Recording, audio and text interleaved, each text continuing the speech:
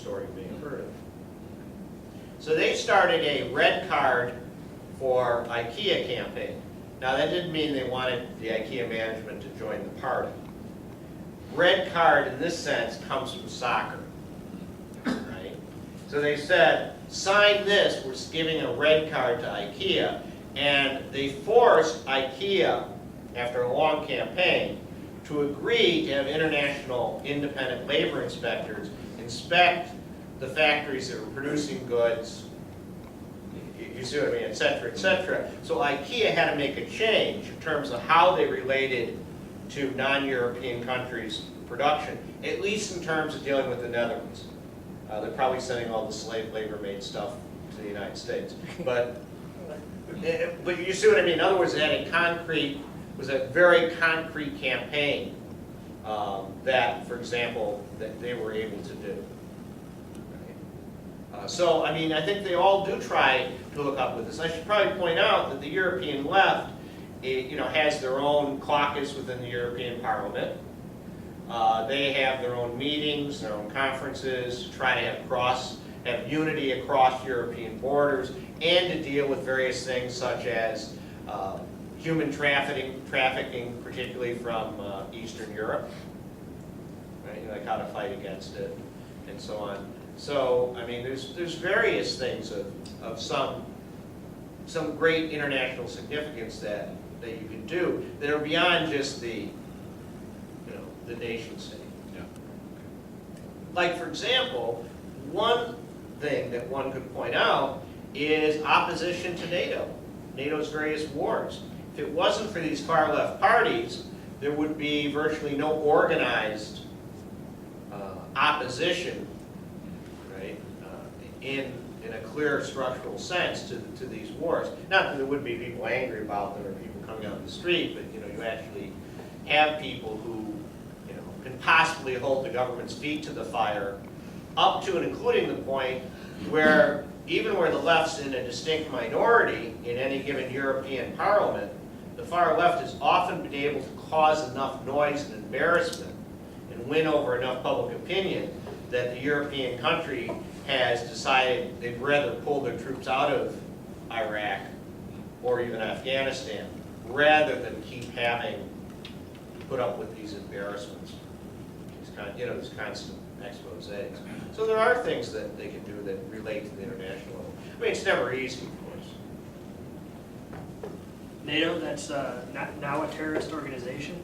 I'm sorry? NATO, now a terrorist organization.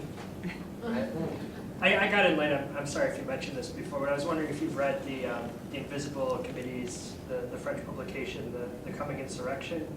I've heard of it, but I've not read it. Just read your review. You should watch Glenn Beck's review of it. It's hilarious. But another question then. I'm wondering the SAC in Sweden and the CNT in Spain, how the anarcho-syndicalist unions fit into this political shift. Well, the question with the anarcho-syndicalist unions is basically it's very analogous to what I was just talking about in the political parties, is there's a gap in terms of the social democratic-led unions, right? In terms of like how members view them, right? How effective they are, right? How militant they are. Now the question is, can in places like Sweden, France even, there's SUD, which is sort of syndicalist, Trotsky is syndicalist, whatever, the CNT in Spain, can these union structures fill the gap more? Now, in some cases, we've seen they have, where you have very sort of archaic, old-fashioned social democratic unions who just, lost the will to fight, put it plainly. And then the real spark has come from, either organized anarcho-syndicalist groups like the CNT in Spain, of course, or people with those sort of tendencies like in SUD.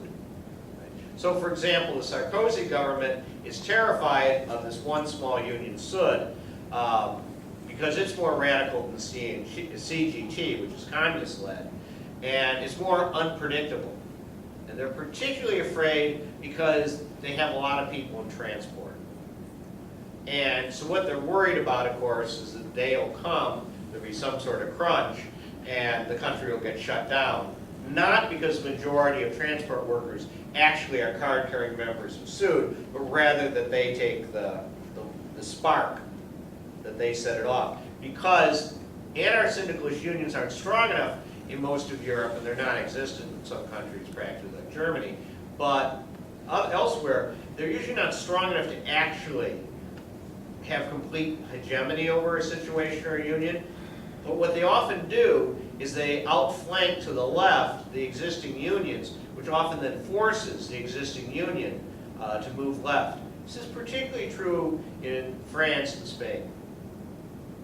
Because the syndicalists are strong enough, they can raise issues, and the existing, ostensibly left-wing unions have to sort of respond to whatever issue is being raised.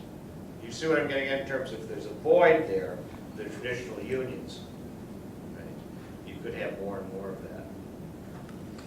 I think that among kind of the alter globalization movement and among youth, many youth, actually anarchist, syndicalist ideas and autonomous ideas are actually kind of a set of ideas which have kind of an analytical purchase, such that I think there's kind of broad sectors in the post-Seattle movement and in Europe and elsewhere which kind of reject electoral politics because they have an analysis which rejects the state as anything other than a media of compromise with capital. And so there's a rejection of both. So in your analysis where the possibility of a vacuum opening, it seems to me it's not going to be filled by kind of party-oriented or pre-party-oriented formations. If this kind of thinking kind of develops, I mean, it seems to me the last 10 years has shown a pretty strong development of it among youth. I look around the room here and I see kind of a generation, but it might be filled by the development of anarchist, syndicalist, and other type formations. I don't know. Certainly possible. I mean, you can't tell. You just can't tell. I think there's a real strong rejection of electoral politics and the state as a media. The question, of course, is how long one can keep that stance going. Historically is the problem. So that's where it's different with the unions. Anti-syndicalist unions, at the end of the day, can often get things done. I mean, very practical things done. Right. The problem with more amorphous movements, right, that don't want to have any sort of institutional framework or articulation, is they often become frustrating to the participants because they don't seem to achieve anything. I mean, the history of how the ecology movement turned into the Green Party, for example. I mean, it wasn't some conspiracy to destroy the ecology movement. It was the ecology movement felt that unless they somehow got themselves inserted in the political process, they wouldn't get the laws changed. Without getting the laws changed, they wouldn't make an impact. Now, maybe they were wrong to do that, but you see what I mean? That's always, a possibility. You have, particularly, I should point out to an American audience, it's not like the United States. May we have your attention, please? The time is now 8:25. The library will close in 35 minutes. Internet service and library card registration will end in 5 minutes. Thank you. Okay. In any case. Yeah. Well, it seems that several of the things we're talking about are symptoms of one underlying cause, possibly. I mean, you're talking about politics becoming a circus, complacency, 28% of people voting, the new left and the radical left, the people that are taking things into the street are saying partisan politics don't matter. And that suggests to me that partisan politics don't matter. It's becoming less and less effective to vote now than it was 50 years ago. Your vote doesn't count for anything. The institutions of government don't respond to the vote the same way they did 50 years ago. The way resources are allocated, policies are made, and so on, don't respond to partisan politics the way they did. So we're missing the point if we talk about measuring support for the left by who votes for the left. Because the vote is